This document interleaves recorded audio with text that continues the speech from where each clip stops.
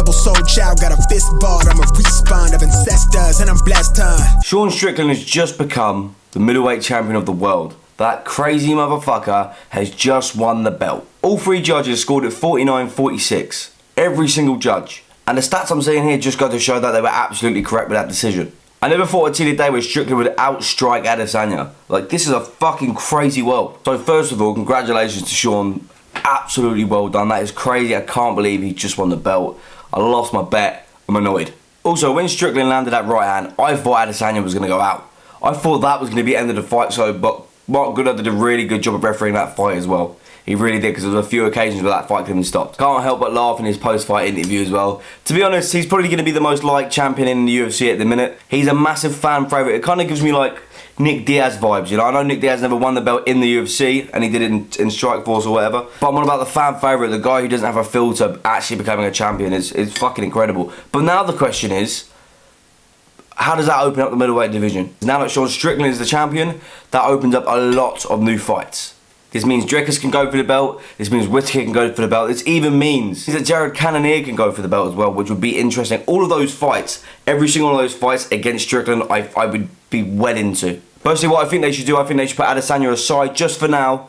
I'm not saying that he won't get the belt back, but I'm just saying offer it to another fighter. Change up the division. It's been stale for a while. But man, what a really good fight. Honestly, this is exactly why I love the sport. This is the exact reason, because you always expect... I put a bet on Adesanya to win. I thought he was going to pick Strickland apart the entire fight, and the exact opposite happened. Strickland went in there and picked apart a champion. Someone who has over 114 wins across 3 different fighting sports. Insane. Absolutely insane. And another question is, what does this leave for Adesanya now? Did the UFC give him the rematch? Does he have to fight someone else, lowering him in the division? Maybe we'll see fucking Adesanya Robica 24, because they're going to fight so many fucking times. But what I will say is this as well, for people who are doubting Adesanya, this is what I will say. GSP, who everyone considers a GOAT, okay? Everyone considers GSP a GOAT. He lost to both Matt Hughes and Matt Serra, and still was the dominant champion after both of those fights. Became champion again after both of those fights, after losing the belt. And then on top of that, still considered the GOAT. So Adesanya still has time. You know, he still has time to get the belt back and become one of the legends, especially within the middleweight division. I don't think it's going to be controversial now because he's just been beat by Strickland, but I honestly don't think there's a striker better than him in the middleweight division currently. I know, sounds bad because he just lost, but his game plan was all wrong. Also, when you look at the stats between his previous fights and this fight, he did not throw nowhere near as much as he normally does. He's normally a lot more active. He's more like sort of on the Max Holloway level. He's just always striking, always throwing.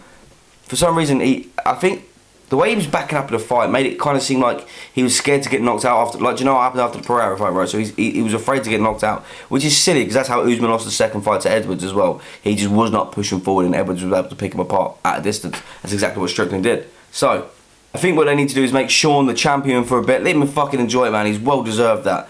And then I would probably put Plessis or Cannonier up for the belt, maybe even Whittaker, maybe, depending on how his next fight goes. But yeah, definitely Dricus for the belt probably next. And listen, look, I haven't put a video out in about a month. I've been super fucking busy, started a new job and stuff, so I'm gonna go into my new job again in about a week's time. So I've got some more time to make some content. The next video I think is gonna be maybe like a lightweight tier list.